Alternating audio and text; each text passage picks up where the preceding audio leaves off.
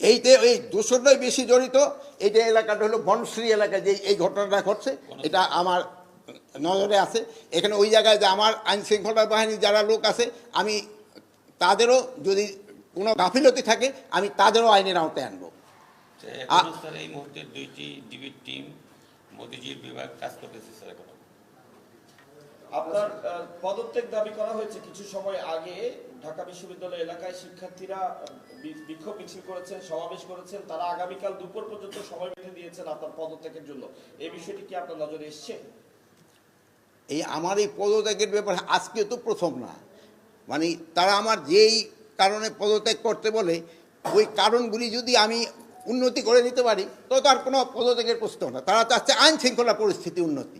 আমি আইন শৃঙ্খলা পরিস্থিতি যেন উন্নতি হয় আমি এই ব্যবস্থা করতেছি, এবং এই আইন শৃঙ্খলা পরিস্থিতি আগের থেকে অনেক উন্নতি হয়েছে এবং এটা আরও উন্নতি হতে থাকবে। আপনি গ্রেপ্তার কিন্তু করা হচ্ছে, বা যে পরিমাণ গ্রেপ্তার করা উচিত হয়তো সেই পরিমাণ হয়তো হচ্ছে না।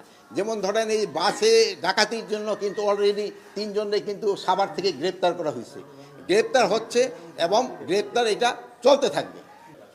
ম্যাজিস্ট্রেরি পাওয়ার তাদের যে যে ক্ষেত্রে দেওয়া হয়েছে ওটা ঠিকভাবেই কাজ চলতেছে। এই যে দেখেন সেনাবাহিনীর অফিসারও কিন্তু এখানে আছে, তারও কাজ করে যাচ্ছে, তারও কাজ করছে, সবাই কাজ করতেছে দেখেই কিন্তু আমরা একটু আগের থেকে পরিস্থিতি একটু ভালোর দিকে গেছে। এটা আরও ভালোর দিকে যেন যায় আমরা চেষ্টা করব, এবং আমি এই ব্যাপারে আপনাদেরও একটু সহযোগিতা চাই। আপনারা কিন্তু সব ব্যাপারে আমাদের সহযোগিতা করে যাচ্ছেন, ভবিষ্যতে আপনারা আমাদের সহযোগিতা করতে যাবেন। যেমন আপনি এই বিদেশি প্রচার মাধ্যমে আমাদের সম্বন্ধে অনেক কিছু আজে বাজে লিখত, আপনারা কিন্তু এটা প্রতিবাদ করে এবং সঠিক সংবাদ দিয়ে কিন্তু আপনারা দেশকে বাঁচিয়েছেন এবং আমাদের উপকার করছেন। আপনারা ভবিষ্যতে এটাও করে যাবেন আমি আশা করি। ডেভিল হান্টের আওতায় সন্ত্রাসীদের গ্রেপ্তার করা হচ্ছে, যারা সন্ত্রাসী, যারা সন্ত্রাস কর্মকাণ্ডের সাথে জড়িত তাদেরই গ্রেপ্তার করা হচ্ছে। এখন এই যে দুই একটা ঘটনা ঘটছে, এটা যেন কোনো একটা ঘটনা যেন না ঘটে এই জন্য আমরা ব্যবস্থা নিই। নারী শিক্ষার্থীরা বলছে যে স্বরাষ্ট্র উপদেষ্টা এবং আইন উপদেষ্টা যখন দায়িত্ব নেয় সবার আগে তাদের নারীদের নিরাপত্তার কথা চিন্তা করা উচিত ছিল। যে হারে ধর্ষণের সংখ্যা বেড়ে চলছে তারা এটা নিয়ে উদ্বিগ্ন, এবং তারা বলছেন যে স্বরাষ্ট্র এবং আইন মন্ত্রণালয় থেকে তেমন কোনো উদ্যোগ নেওয়া হয়নি। কি বলবেন তাদের উদ্দেশ্যে? তাদের উদ্দেশ্যে বলবো, আমার মা বোনদের ভয়ের কোনো কারণ নেই, তাদের ব্যাপারে আমরা সব সময় কনসার্ন, এবং তাদের কোনো ধরনের যেন কোনো রকমের সমস্যা করতে না হয় এরপরে আমরা সব সময় সজাগ আছি, এবং আইন শৃঙ্খলা বাহিনীও এই ব্যাপারে সব সময় সজাগ আছে।